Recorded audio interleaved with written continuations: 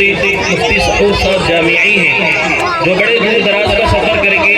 ہم لوگوں کی حقیقت سی دعوت پر لبیک کہا۔ اللہ ان کو جزائے خیر عطا فرمائے۔ ہم اپنے مقصد اصلی کی طرف رجوع کرتے ہیں اور حضرت سے گزارش کرتے ہیں کہ وہ اپنے چند اہم مسائل سے تمام مستفید فرمائیں۔ مفتی سعود صاحب جامعی ہردا سلیب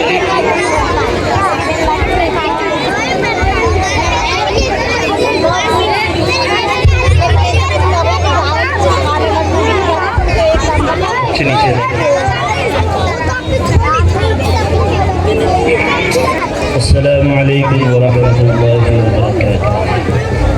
بھائی جو حضرات کھڑے ہوئے ہیں ان سے ادب گزارش ہے کہ آپ کے لیے بیٹھنے کا انتظام کیا ہے، نیچے تشریف رکھیں۔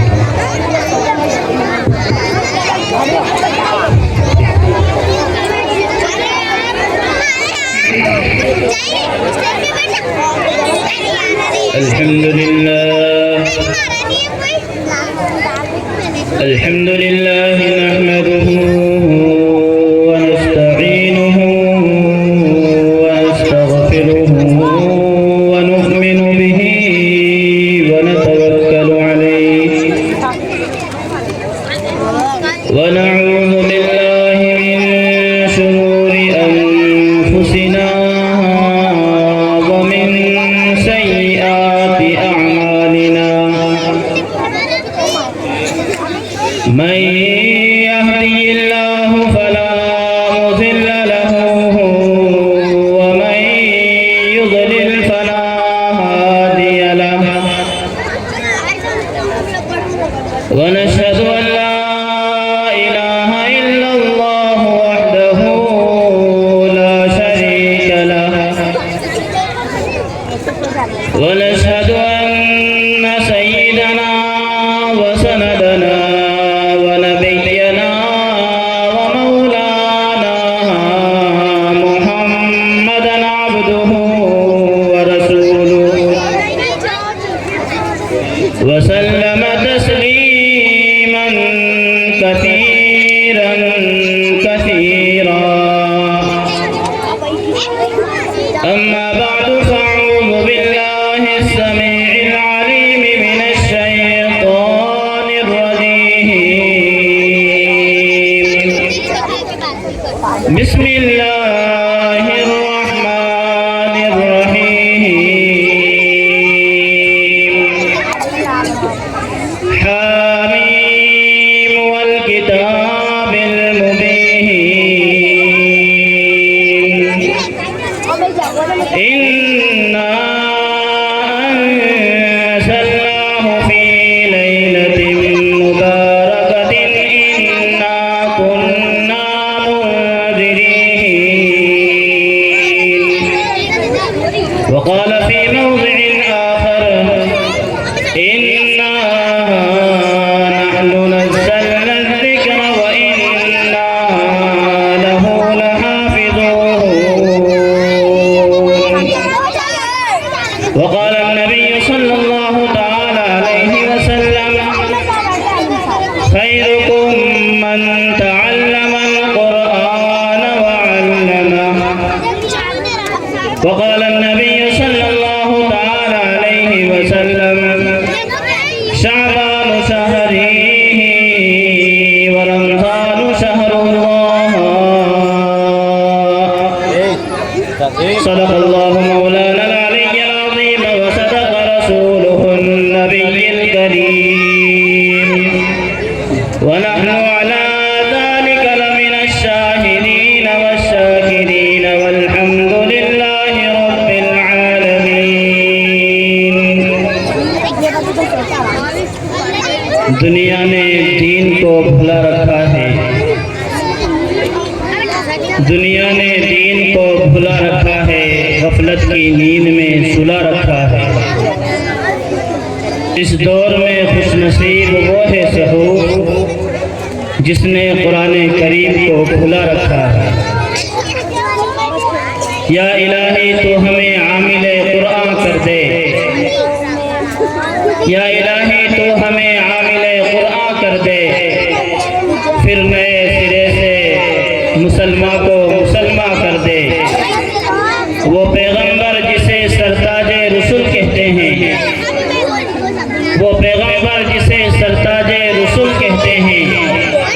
اس کی امت کو ذرا تابع قرآن کر دے۔ معزز اور موقر و معجل اصاغرین و اکابرین علماء کرام، قرب جوار سے تشریف لائے ہوئے مہمانان عظام، عزیز طلبہ عظام،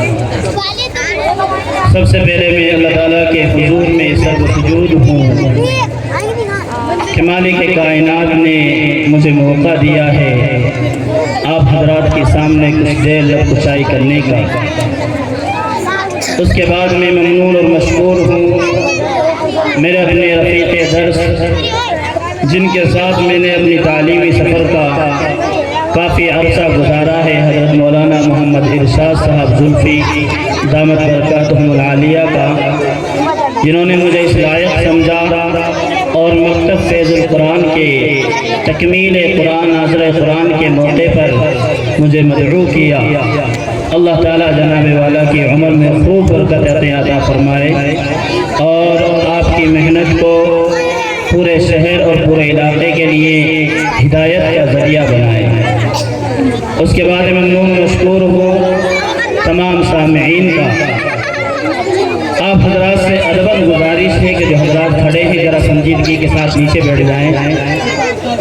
جو بات سمجھ میں آئے ارادہ کریں، نیت کریں کہ انشاءاللہ اس پر عمل کرنے کی کوشش کریں گے، کیونکہ وقت زیادہ ہو رہا ہے اور مجھے اکیلے کو 2 عنوان پر بولنے کا کہا گیا ہے،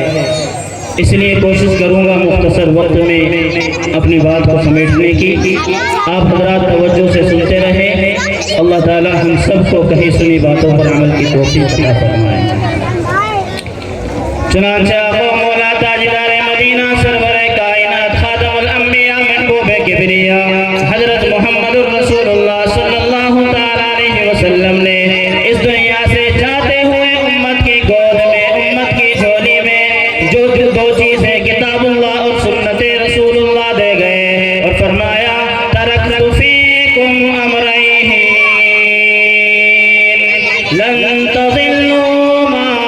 تمسکتم بہ کتاب اللہ و سنت رسولی۔ اور لوگوں تمہاری گود میں، تمہاری جھولی میں 2 چیزیں چھوڑ کر جا رہا ہوں، جب تک تم ان دونوں چیزوں کو مضبوطی سے پکڑے رہو گے، مالک کائنات کی قسم لوگوں کبھی تم گمراہ نہیں ہو سکتے، کبھی کوئی قوم تمہارے اوپر غالب نہیں آ سکتی، کبھی تم مغلوب نہیں ہو سکتے، لیکن جب تم نے ان دونوں چیزوں کو چھوڑ دیا،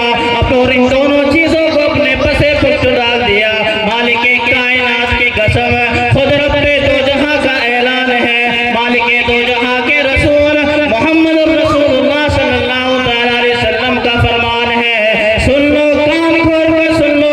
سہارنپور کے مسلمانوں، آج تمہیں محمد رسول اللہ کا پیغام سنانے آیا ہوں، آج تمہیں مالک کائنات کا قرآن سنانے آیا ہوں اور بتانے آیا ہوں، آج کے دور کے مسلمانوں کے لیے کامیابی اگر چاہتے ہیں، اگر مسلمان کامیاب ہونا چاہتے ہیں اس دنیا کے اندر بھی آخرت کے اندر بھی، پھر سن لو، اپنے سینے پر اور کان کے پردوں کو کھول کر ذرا توجہ سے میری بات کو سنو۔ تمہارے آقا نے تمہیں پیغام دیا، اس دنیا سے جاتے جاتے فرمایا لوگوں 2 چیزیں دے کر جا رہا ہوں، ایک مالک کائنات کا کلام ہے، ایک میرا فرمان ہے، جو مان لے مسلمان ہے، نہ مانے تو بے ایمان ہے، اگر جو اس پر عمل کر کے زندگی گزارے گا اور اس کے مطابق زندگی گزارے گا، مالک کائنات کا وعدہ ہے اس دنیا میں بھی کامیابی عطا فرمائے گا، جس طرح سے صحابہ کو عطا فرمائی تھی، آخرت کی زندگی بھی کامیاب بنا دے گا،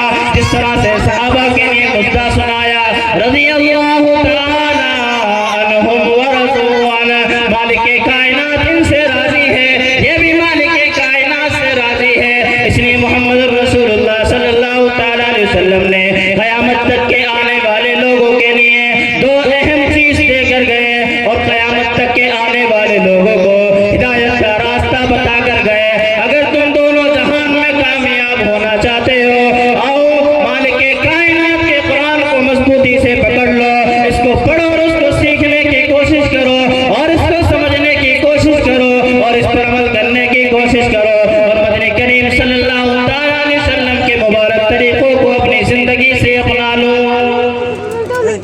یہ پیغام محمد الرسول اللہ صلی اللہ علیہ وسلم کا صرف اس زمانے کے مسلمانوں کے لیے نہیں تھا، بلکہ ہر دور کے، ہر زمانے کے اور قیامت تک آنے والی نسلوں کے لیے یہ پیغام تھا کہ اگر تم کامیاب ہونا چاہتے ہو، خود اپنی زندگی کے ساتھ ساتھ اپنے بچوں کی زندگی میں قرآنی تعلیمات کو ایسا پرو دو کہ دنیا کی کوئی بھی طاقت آ کر ان کے ایمان پر حملہ نہ کر سکے، ان کے ایمان پر ڈاکہ نہ ڈال سکے۔ ہر زمانے میں، ہر دور میں جب بھی باطل نے کوئی فتنہ اٹھایا ہے، قرآن نے مسلمانوں کی رہنمائی کی ہے، محمد الرسول اللہ کے فرمان نے قرآن مسلمانوں کی رہنمائی کی ہے۔ لیکن جب سے مسلمانوں نے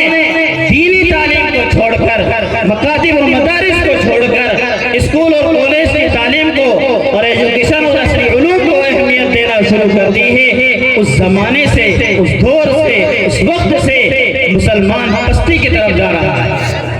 تنزلی کی طرف جا رہا ہے۔ ایک مسلمان کے لیے اس سے دین سے بڑھ کر کوئی چیز نہیں ہے، اس کے قرآن سے بڑھ کر کوئی اہمیت والی چیز نہیں ہے، اور یہ تو ہوگا ہی صحیح، کیونکہ یہ سب سلام تمہیں مالک کائنات نے دیا ہے، جس کی حفاظت کی ذمہ داری خود رب دو جہاں نے لی۔ چنانچہ خود مالک کائنات نے قرآن کے اندر ارشاد فرمایا، اِنَّا نَحْنُ نَزَّلْنَا الذِّكْرَ وَإِنَّا لَهُ لَحَافِظُونَ۔ لوگوں، قرآن کو نازل بھی ہم نے ہی کیا ہے، اس کی حفاظت کی ذمہ داری بھی ہم ہی نے اٹھائی ہے۔ مالک کائنات چاہے سہارنپور کے اندر مکتب فیض القرآن کو قائم کروا کر اپنے قرآن کی حفاظت کروا سکتا ہے، ان معصوم بچوں کو نادرہ قرآن پڑھا کر اپنے قرآن کی حفاظت کروا سکتا ہے۔ دنیا کے اندر ہزاروں کی تعداد نہیں بلکہ لاکھوں کی تعداد میں مکاتب و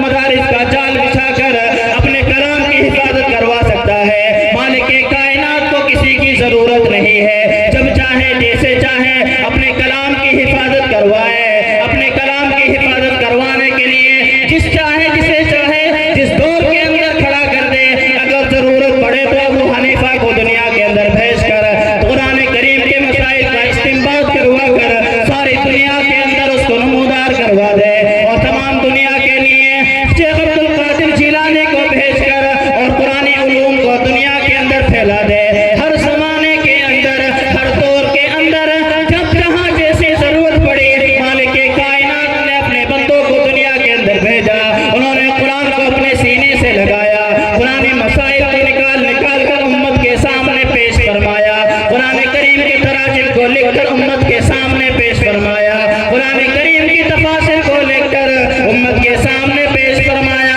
سہارنپور کے نوجوانوں، تم بھی اگر چاہتے ہو ہمارا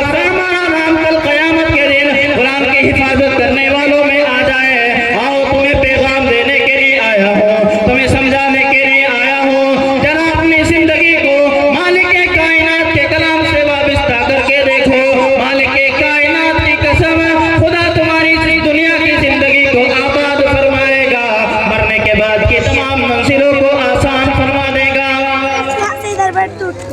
اللہ تعالیٰ نے جو دنیا اور آخرت کی کامیابی کا مدار رکھا ہے، صرف دو چیزوں پر رکھا ہے، قرآن کریم اور محمد الرسول اللہ صلی اللہ علیہ وسلم کا محبوب اور پاکیزہ طریقہ۔ تم نے دنیا میں اپنے بچوں کو ایجوکیشن کے نام پر، عصری علوم کے نام پر، دنیاوی تعلیم کے نام پر ان لوگوں کے حوالے کر دیا جہاں پر رات دن بچوں کو کفر پڑھایا جاتا ہے۔ ایک بچہ جاتا ہے ہمارے ملک کے اسکولوں کے اندر اور جا کر صبح کو مسلمان ہو کر کلمہ پڑھ کر گھر سے نکلتا ہے، اسکول میں ایسے الفاظ دہرائے جاتے ہیں کہ جس سے بچہ دائرہ اسلام سے خارج ہو جاتا ہے، شام کو آتا ہے تو کفر کی حالت میں لوٹ کر آتا ہے۔ اسلام تمہیں عصری علوم سے منع نہیں کرتا، ضرورت اس بات کی ہے کہ مسلمانوں کو وکیلوں کی بھی ضرورت ہے، ڈاکٹروں کی بھی ضرورت ہے، انجینئروں کی بھی ضرورت ہے، دنیاوی تعلیم یافتاؤں کی ضرورت ہے، اس کے لیے ایک نظام ہونا چاہیے۔ لیکن ساری تعلیمات بچوں کو سکھاؤ، لیکن ان کو پہلے مسلمان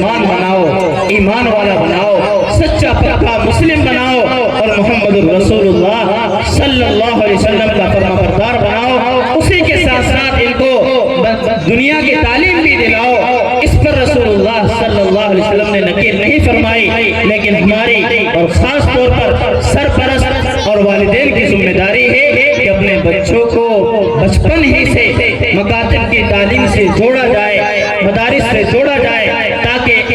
آگے چل کر یہ اپنے ایمان کا سودا نہ کر بیٹھے۔ اور دنیا کی تعلیم بچوں کو سکھاؤ بچوں کے لیے، دینی تعلیم بچوں کو سکھاؤ اپنی آخرت کو آباد کرنے کے لیے۔ ہمارے بزرگوں کا یہی دستور رہا ہے۔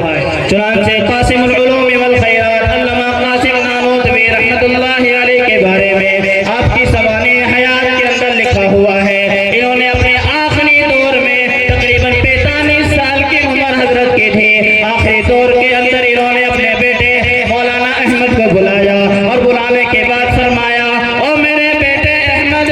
میں نے تجھے دنیا کے ہنر سکھائے، دنیا کی تعلیم سکھائی، دنیا کا ایجوکیشن تجھے دیا، دنیاوی تعلیم سے تجھے آراستہ کیا، او میرے بیٹے احمد، مالک کائنات کی قسم، جو قرآن میں نے تجھے سکھایا ہے یہ صرف تیرے لیے نہیں سکھایا، بلکہ اس قرآن کو میں نے اس لیے سکھایا ہے تاکہ یہ قرآن میرے لیے آخرت میں کامیابی کا ذریعہ بن جائے۔ جب قیامت کے دن نفسا نفسی کا عالم ہوگا، بڑی ہولناکی کا منظر ہوگا، ہر ایک انسان اپنے پسینے میں ڈوبا ہوا ہوگا، سورج بالکل قریب ہوگا، ایسے نفسا نفسی کے دور کے اندر مالک کے کائنات کچھ لوگوں کو موتیوں کے ممبروں پر بٹھائیں گے، ان کو ایسا تاج پہنائیں گے جس تاج کے سامنے سورج کی روشنی بھی بے نور ہو جائے گی۔ مالک کے کائنات کی قسم، اور بیٹے میں نے قرآن اس لیے پڑھایا تاکہ کل قیامت میں میرا شمار ایک حافظ کی باپ کے نام پر ہو، مجھے پکارا جائے، فلاں حافظ کا بیٹا ادھر آ جائے، اس کو آج تاج پہنایا جائے گا،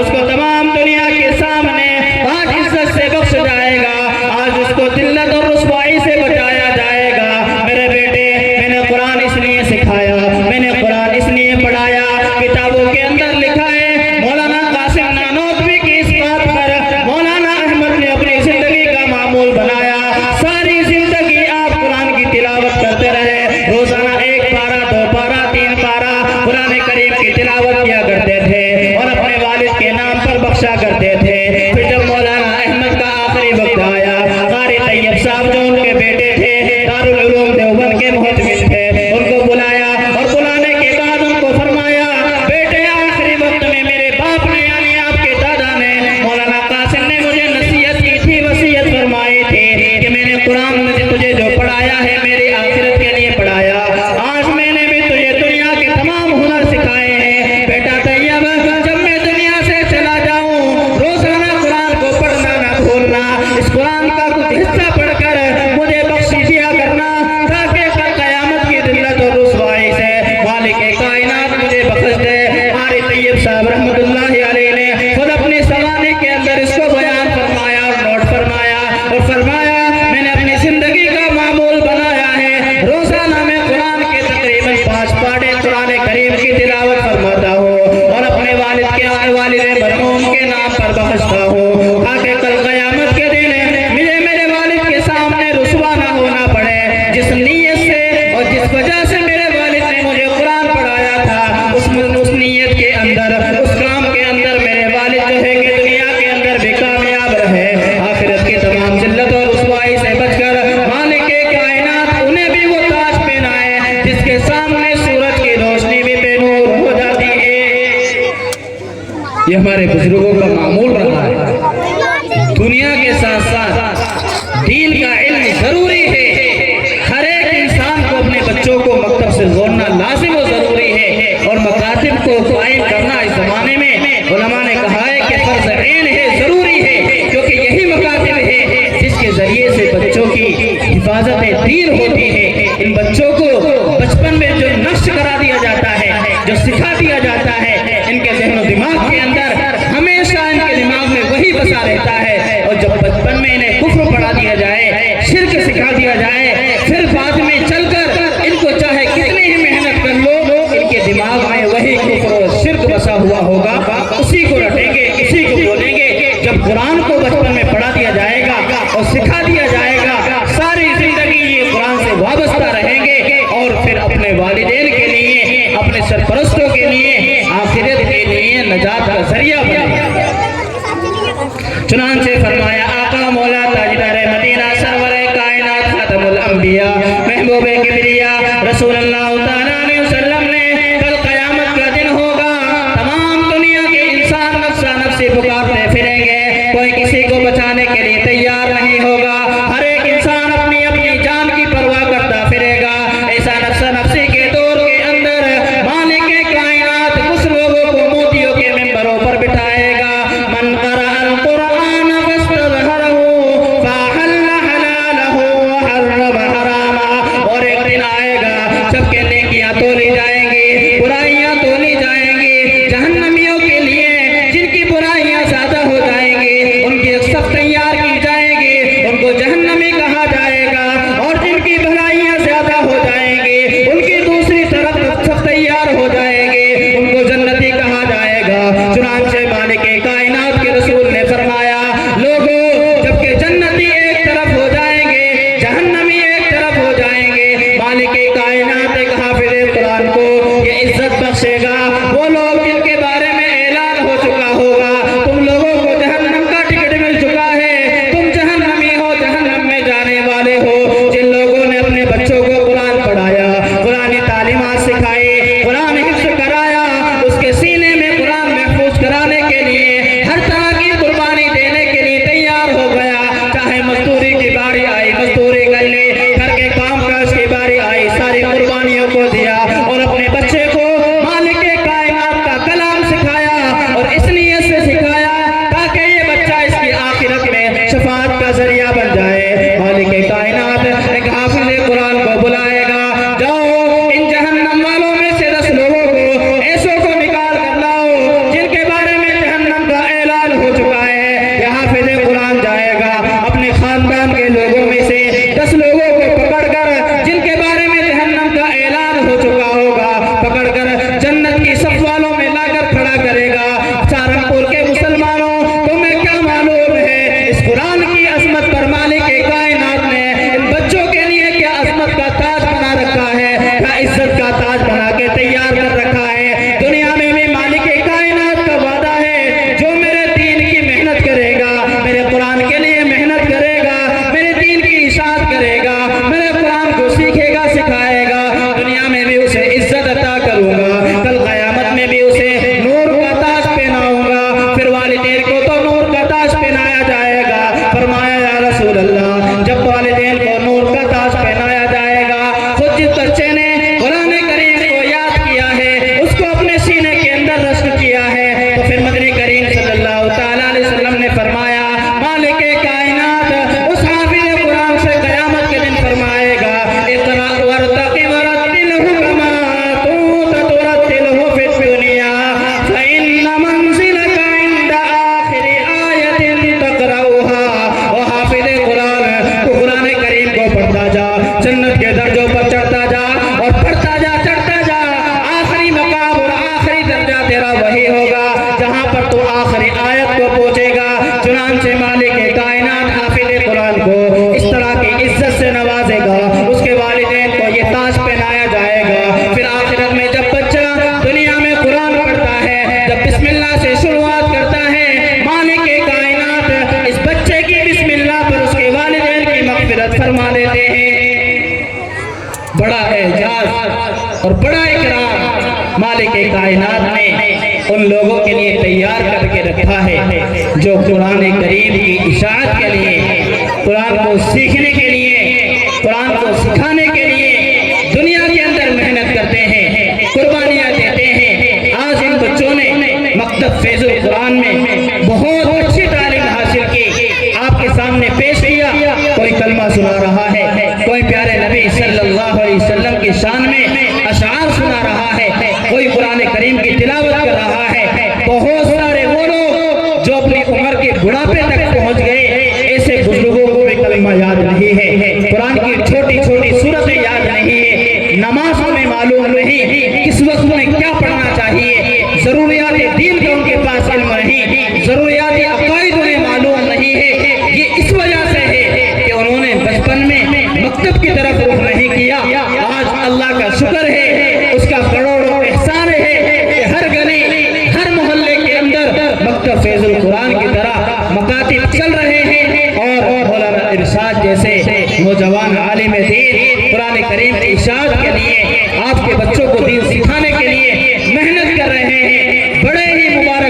تحدیث کے قابل ہیں یہ نوجوان، یہ علماء اور یہ بچے جو رات دن قرآن کریم کی سیکھنے کے لیے، اس کو سکھانے کے لیے اپنی زندگی کو لگا رہے ہیں۔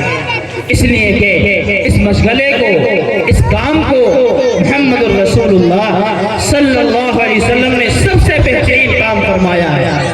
فرمایا آقا مولا تاجدار مدینہ، سرور کائنات، خاتم الانبیاء، محبوب کبریا حضرت محمد الرسول اللہ صلی اللہ تعالی علیہ وسلم نے خیرکم من تعلم القرآن وعلمہ۔ اور سہارنپور کے مسلمانوں، اگر تمہیں دنیا میں سب سے اچھے لوگوں کی تلاش ہو، سب سے بھلے لوگوں کی تلاش ہو، سب سے اچھے لوگوں کو دیکھنا ہو، ذرا تھوڑا سا چل کر مکتب فیض القرآن کی طرف آ جایا کرو، ان بچوں کی زیارت کر لیا کرو، ان علماء کی زیارت کر لیا کرو۔ اس مکتب کے اندر تمہیں دنیا میں سب سے اچھے بھلے لوگ معلوم ہوں گے، سب سے اچھے لوگ محسوس ہوں گے، تمہیں سب سے اچھے انسان نظر آئیں گے۔ یہ میں نہیں کہہ رہا، بلکہ دنیا کا تاجدار، آقا نامدار محمد الرسول اللہ صلی اللہ تعالی علیہ وسلم فرما رہا ہے، خیرکم من تعلم القرآن وعلمہ۔ لوگوں، تم میں سب سے بہترین انسان وہ ہے جو قرآن کریم کو سیکھے اور اس کو سکھائے۔ قرآن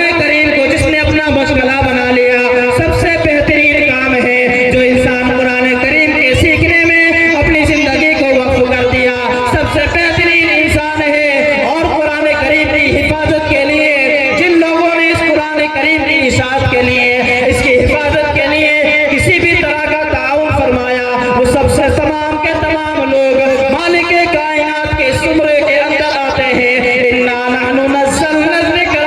وَإِنَّا لَهُ لَحَافِظُونَ۔ قرآن کریم کی حفاظت کے لیے جو مالک کائنات نے ذمہ داری اٹھائی ہے، آج سہارنپور کا نوجوان اس مکتب کے اندر کسی بھی طرح کا تعاون فرما کر حفاظت قرآن میں شامل ہو جاتا ہے، قرآن کی حفاظت کے لیے تیار ہو جاتا ہے۔ آج کوئی بھی عالم قرآن کریم کو سکھانے کے لیے گھنٹہ دو گھنٹہ دے دیتا ہے، قرآن کریم کی حفاظت کا ذمہ دار ہے۔ آج کوئی بچہ قرآن کریم کی سیکھنے کے لیے گھنٹہ دو گھنٹہ دے دیتا ہے، قرآن کریم کی حفاظت کا کام کر رہا ہے۔ اور دنیا میں سب سے بہترین لوگ وہ ہیں جو سب سے بہترین کلام کی حفاظت کے لیے اپنا مال لگا رہے ہو، اپنا وقت لگا رہے ہو، اپنی زندگی لگا رہے ہو، جو کچھ کر رہے ہو قرآن کریم کے لیے کر رہے ہو۔ مالک کائنات کی قسم، کبھی بھی ایسے لوگ ذلیل نہیں ہو سکتے، رسوا نہیں ہو سکتے۔ مالک کائنات کا وعدہ حق ہے، دنیا میں بھی تمہیں عزت عطا فرمائے گا، آخرت میں تمہیں تاج پہنائے گا، اور ہمیشہ ہمیشہ کی کامیابی تمہارے قدم چومے گی۔ شرط یہ ہے کہ تم قرآن کو اپنے سینے سے لگاؤ، قرآن پر عمل کرنے کی کوشش کرو، اپنے بچوں کو دینی دنیاوی تعلیم کے ساتھ ساتھ قرآن کریم کی اشاعت کریں، قرآن کریم کو سیکھنے کے لیے ان بچوں کو وقف کر دو۔ مالک کائنات کی قسم، دنیا اور آخرت کامیاب بن جائے گی۔ پھر اتنا بابرکت کلام، ایسا معزز اور محترم کلام جس کا بھیجنے والا خود رب العالمین ہے اور جس پر لایا گیا وہ محمد الرسول اللہ صلی اللہ علیہ وسلم بھی بڑا سچا ہے، اور جس کے ذریعے سے لایا گیا وہ جبرائیل بھی بڑا امین ہے۔ وہ چنانچہ قرآن کریم سے میں ایک سوال کرتا ہوں، وہ کئی جواب دیتا ہے۔ قرآن سے پوچھتا ہوں، قرآن ذرا اپنا نام تو بتا، ذرا یہ تو بتا تو کہاں نازل ہوا۔ قرآن کی نسبت جس انسان سے ہو جاتی ہے، جس جگہ سے ہو جاتی ہے، وہ جگہ بھی پاکیزہ بن جاتی ہے، مطہر بن جاتی ہے، منور بن جاتی ہے۔ اور دنیا کے اندر جو جس جگہ پر قرآن کریم سیکھنے سکھانے کا کام ہوتا ہو، وہ جگہ آسمان والوں کے لیے ایسی چمکتی ہے جس طرح سے دنیا والوں کے لیے آسمان کے ستارے چمکتے ہیں۔ اور کیوں نہ ہو کہ جس کلام کا بھیجنے والا رب ذوالجلال ہو، ان القوت للہ جميعا، تمام دنیا کا بادشاہ اس قرآن کا بھیجنے والا، اور جبرائیل جس کے ذریعے سے بھیجا گیا، دنیا کا سب سے بڑا امین، اور جس ذات پر بھیجا گیا وہ محمد الرسول اللہ صلی اللہ علیہ وسلم بھی بڑا سچا ہے۔ اتنا سچا ہے کہ آج کا مسلمان مانے یا نہ مانے، کل کے کافر نے بھی محمد الرسول اللہ صلی اللہ علیہ وسلم کے سچے ہونے کی گواہی دی۔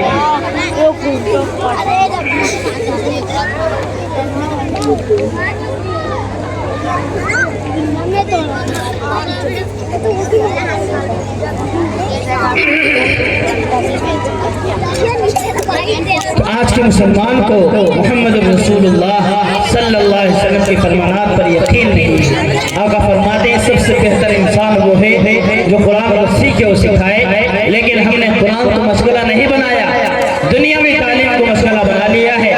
دنیاوی تعلیم کی اہمیت ہمارے یہاں اتنی ہو گئی کہ گھر کی ایک مستورات اور عورت 5 بجے بچے کی صبح اسکول ہے اس کے لیے اٹھ جاتی ہے, اس کے کھانے کا انتظام کرتی ہے, ناشتے کا انتظام کرتی ہے, بچے کو نہلاتی ہے, تیار کرتی ہے, اس لیے کہ تمہارا عمل بتا رہا ہے. تم زبان سے چاہے کتنے ہی نعرے لگاؤ,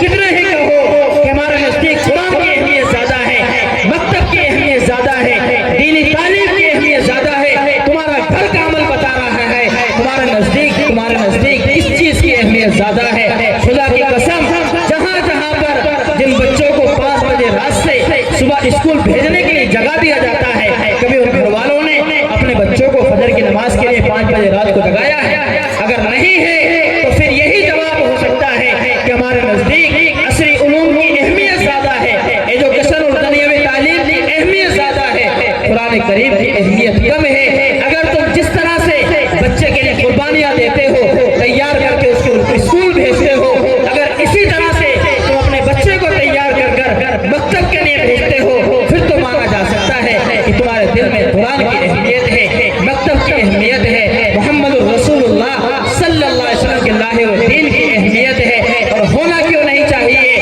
اس لیے کہ دنیا کی کامیابی اور آخرت کی کامیابی اسی پر ڈیپینڈ ہے, اور دنیا اور آخرت کی کامیابی کا مدار اسی پر ہے. قرآن کریم ایسی عظمتوں والا ہے کہ جس انسان کی نسبت اس کی طرف ہو جائے وہ مالک کائنات کی نظر میں بابرکت, مطہر, منور بن جاتا ہے. خود قرآن کریم اس بارے میں ارشاد فرماتا ہے. قرآن کریم کے بارے میں لوگوں نے بڑے الفاظ کہے ہیں, بڑی باتیں کہی ہیں. قرآن سے میں نے پوچھا قرآن تو کس رات میں نازل ہوا؟ تو قرآن کریم نے کہا حامیم والکتاب المبین انا انزلناہ فی لیلۃ مبارکہ. مفسرین نے, محدثین نے بڑی باتیں کہی ہیں. بعض علماء نے فرمایا اس لیلۃ المبارک سے مراد شب برات ہے, جس کے اندر مالک کائنات نے اس قرآن کو نازل فرمایا. اگر یہی بات ہے تو لوگوں مبارک ہو,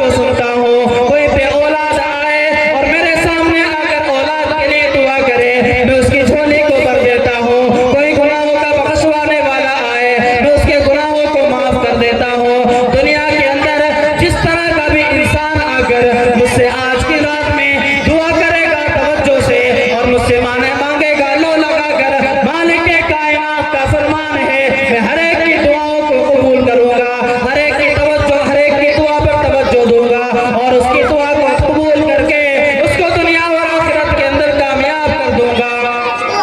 اس لیے دوستو عزیزو، اس رات کی عظمت اس لیے بڑی ہے کہ اس کی نسبت محمد الرسول اللہ صلی اللہ علیہ وسلم کے لائے ہوئے کلام ہو گئی، اور اللہ کے رسول صلی اللہ علیہ وسلم کے بھی اس رات کے اندر عجیب معمولات تھے۔ آپ قبرستان کے اندر جایا کرتے تھے، بہت ساری روایات ابن ماجہ کی اور بیہقی کی شعب الایمان کے اندر بہت ساری روایات اس رات کی برکت اور عظمت کے بارے میں وارد ہوئی ہیں۔ اس لیے اللہ تعالیٰ نے ہم سب کو دونوں موقع عطا فرما دیا، قرآن کی نسبت پر یہاں پر جمع فرمایا ہے، لیلۃ البرات اور شب برات ہمیں عطا فرمائی ہے۔ اس کے معنی سے ہی پتہ چلتا ہے کہ اس رات کے اندر کتنے لوگوں کی بخشش ہوتی ہوگی کہ اللہ تعالیٰ اس رات کی وجہ سے اللہ تعالیٰ جو ہے کہ ہزاروں لوگوں کو جہنم سے نکال کر جنت میں داخل فرماتے ہیں، اور جن لوگوں کے لیے جہنم کا اعلان ہو چکا ہے ان لوگوں کے لیے جہنم کے نام سے لسٹ ہٹا کر ان کو جنت میں داخلہ عطا فرماتے ہیں۔ چنانچہ اللہ کے رسول صلی اللہ علیہ وسلم کا اس رات کے اندر جو معمول تھا وہ یہ تھا کہ آپ قبرستان جاتے تھے اور اپنے مردوں کے لیے استغفار کرتے تھے۔ اس لیے اللہ تعالیٰ نے ہم کو یہ رات بھی عطا فرمائی۔ قرآن والی مجلس ہے، لیلۃ البرات والی مجلس ہے۔ اللہ تعالیٰ سے دعا کریں کہ اللہ تعالیٰ جو کچھ بات کہی گئی اس پر عمل کرنے کی توفیق عطا فرمائے، اور اس رات کے اندر ہمیں اپنے تمام پچھلے گناہوں سے ندامت اور استغفار کے ساتھ اللہ کی طرف توجہ ہو کر اپنے گناہوں پر لو لگا کر اور رو کر اللہ تعالیٰ کے حضور اپنے گناہوں کی تلافی کرنے والا بنائے، دنیا اور آخرت میں کامیابی عطا فرمائے۔ جن بچوں نے قرآن کریم مکمل کیا ہے اللہ تعالیٰ ہم سب کے لیے اس کو شفاعت کا ذریعہ بنائے، آمین یا رب العالمین۔ وآخر دعوانا الحمدللہ رب العالمین۔ ماشاءاللہ، کاش نئے رات ختم ہوتی نئے بات ختم ہوتی، کاش نئے رات ختم ہوتی نئے بات ختم ہوتی، آپ کہتے رہتے اور ہم سنتے رہتے۔ مہمان نہیں رونق محفل تھے، حضرت مہمان نہیں رونق محفل تھے، مدتوں یاد رکھو گے کوئی آیا تھا۔